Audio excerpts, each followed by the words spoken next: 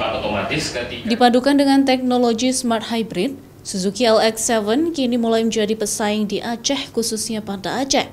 Mobil keluarga ramah lingkungan tersebut kini memiliki daya jual yang cukup tinggi di pasaran.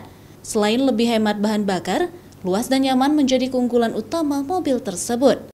Meskipun mengusung konsep ramah lingkungan dengan menggunakan mesin hybrid, mobil ini tidak perlu dilakukan pengecasan manual, karena pembakaran dengan menggunakan bahan bakar akan menambah sendiri daya baterai mobil tersebut. Masyarakat bisa langsung melakukan pemesanan di sejumlah dealer Suzuki di Banda Aceh.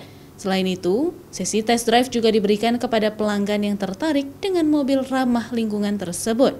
Mencoba untuk menawarkan kepada para konsumen kami atau para pelanggan setia kami bahwa mobil itu tidak hanya sebagai sebuah alat transportasi, tapi sebagai salah satu langkah bagaimana cara kita menurunkan atau mengurangi emisi gas karbon yang keluar dari mobil ini.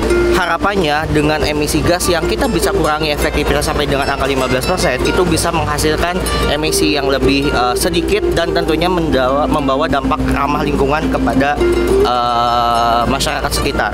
Persaingan mobil ramah lingkungan memang semakin menarik disaksikan di pasaran.